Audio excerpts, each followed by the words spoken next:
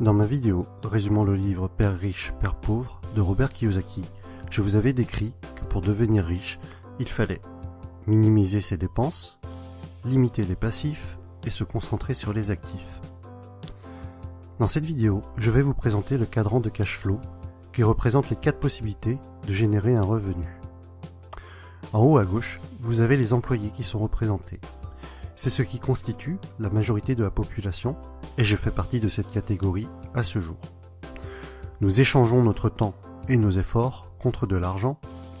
Si nous ne travaillons pas, nous ne sommes pas payés, sauf congés payés et autres RTT. Dans cette catégorie, ce qui est recherché, c'est la sécurité. Avoir un CDI, c'est ce que vise la majorité des personnes sortant de l'école.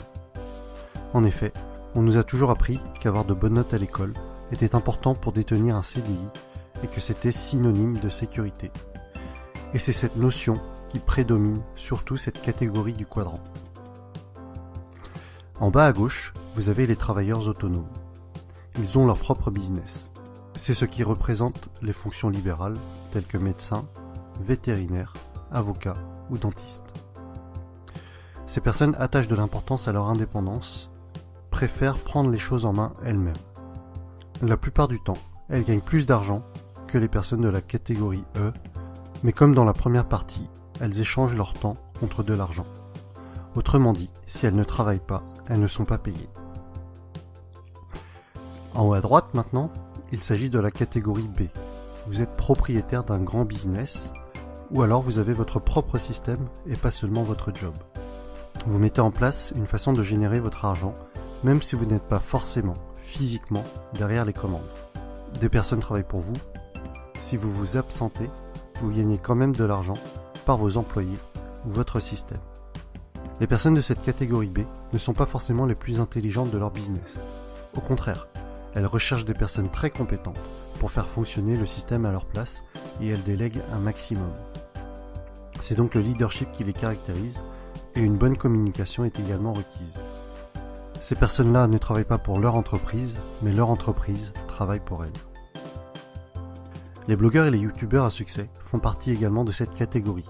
Personne ne travaille pour eux, mais leur système, ou plutôt leur support, que ce soit articles, vidéos ou formations, génère des revenus sans qu'ils ne soient obligatoirement devant leur écran.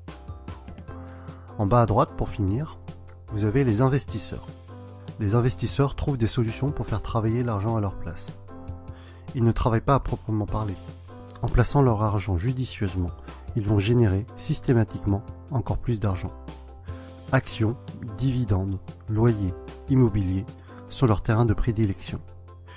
Ils sont financièrement intelligents, utilisent leur argent et parfois même celui des autres pour créer leur richesse. C'est par exemple le cas pour leurs locataires qui, avec leur loyer, payent les crédits de leurs investissements immobiliers. Le constat général est à peu près le suivant. 95% des personnes sont à gauche du cadran et ont 5% de la richesse, alors qu'à droite, on est à 5% de la population qui détient 95% de la richesse. À droite, grosso modo, vous avez l'argent et le temps. Vous accédez à la liberté financière au bout d'un certain temps.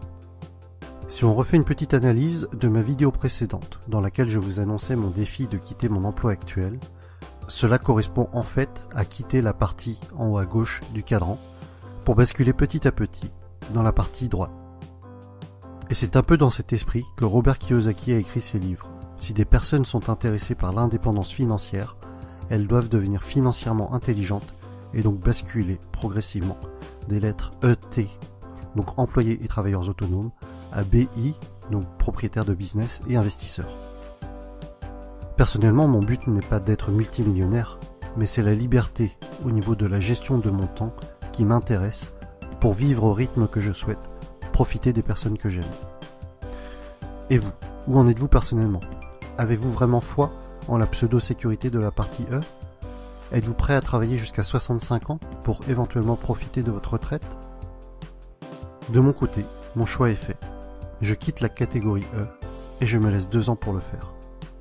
Et voilà pour la présentation du cadran de cash flow de Robert Kiyosaki. C'est vraiment un des fondamentaux qu'il nous présente dans plusieurs de ses livres, peut-être même tous. En tout cas, vous avez en dessous, dans la description, les liens des livres que je possède dans lesquels le cadran est mentionné et expliqué. Ce cadran me servira dans ma prochaine vidéo lorsque je vous parlerai de ce que Robert Kiyosaki présente comme étant l'entreprise du 21e siècle, qui pour moi sera une des approches qui me permettra d'atteindre la liberté financière, quitter la rat race et accomplir mon défi. Comme d'habitude, commentez, likez, partagez, abonnez-vous. À bientôt pour la suite des aventures.